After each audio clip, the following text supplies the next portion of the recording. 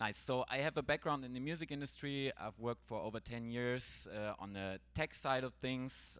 We developed software for independent labels and distributors. But I also make music myself. I run a recording studio, and I also host a podcast on music NFTs called Digital Punks. So you might want to check that one out. And I know the title is a little bit provocative, but maybe it led to some of you showing up on a Friday afternoon, so thanks for that.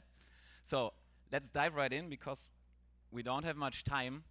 Right now we have this feed the algorithm thing that musicians have not only to produce songs all the time, basically every 6 weeks would be best to bring out a new song on Spotify to feed the algorithm, but also, as you can see here, put out content on social media all the time, and that's not healthy, if you ask me. So that's kind of a problem, especially if you're an independent music who doesn't have a big team behind them. So this is one of the reasons why I think that musicians do need saving.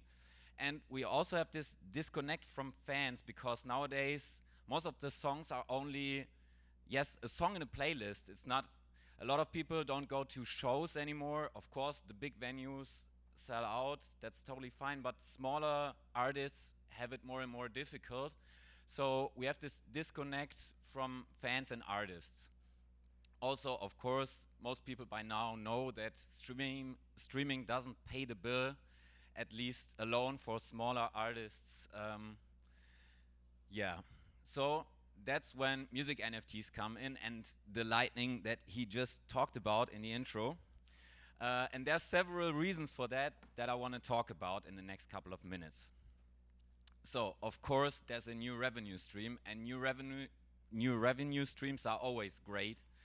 For musicians, in addition to merch, streaming, and everything else that comes with it, ticketing and so on.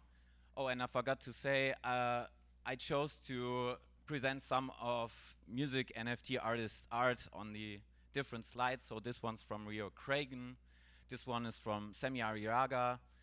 Most of them are here at the conference. Some of them played in the Artist Village, so go check them out.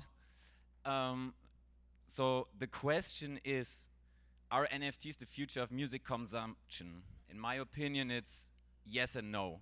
I don't think it's an or, it's rather an and. You can go on streaming services and have your music there, and also have NFTs as a new revenue stream. I know there's some people saying, if I do NFTs, I hate streaming, I don't want to do this anymore. Or people thinking, if I do NFTs, I can't do streaming anymore. In my opinion, it's great, it's complementary. You have both. You can have both, and you should use both. They are for different kinds of people. There will always be the majority that just listens to music on streaming services. They might be blockchain based like Audius, or not like Spotify as of now, but it can be both. It doesn't have to be either or.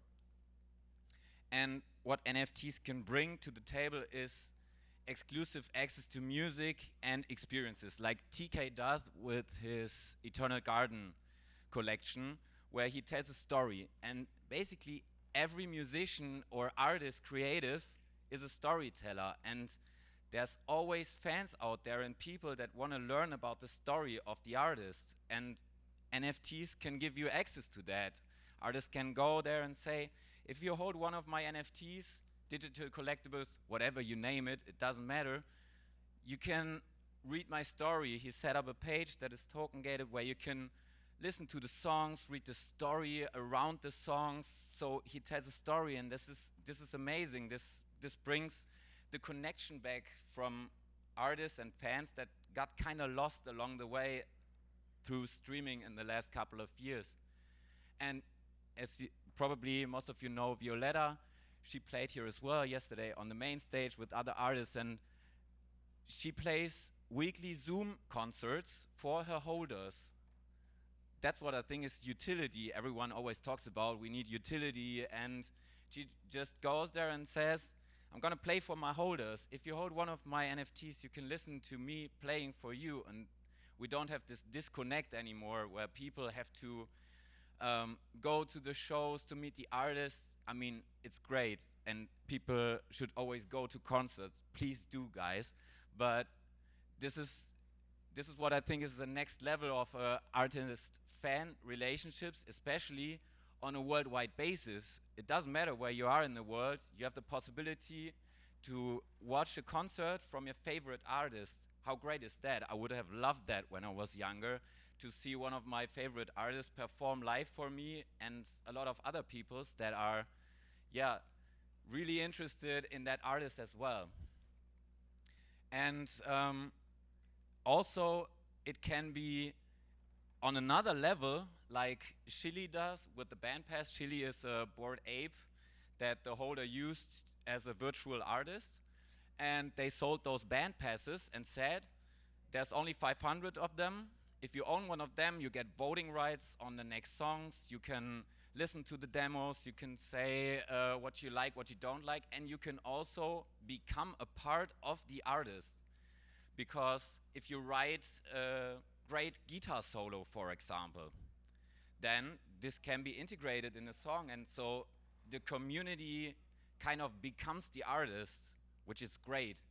And yeah, that's kind of also next level fan involvement in all of that. And with that, I want to end kind of telling you, it doesn't matter if you're a fan, an artist, musician, label, agency. You talked about the lightning, and I feel like NFTs can bring that to the table, so we should use it.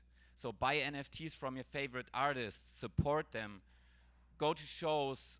If you're a company, try to integrate them. If you're an artist, integrate them, experiment. Now is the time to try it out and, yeah, be ahead of the curve, basically. So with that, thanks so much for listening, and have a great time at the NFT NYC. Thanks so much.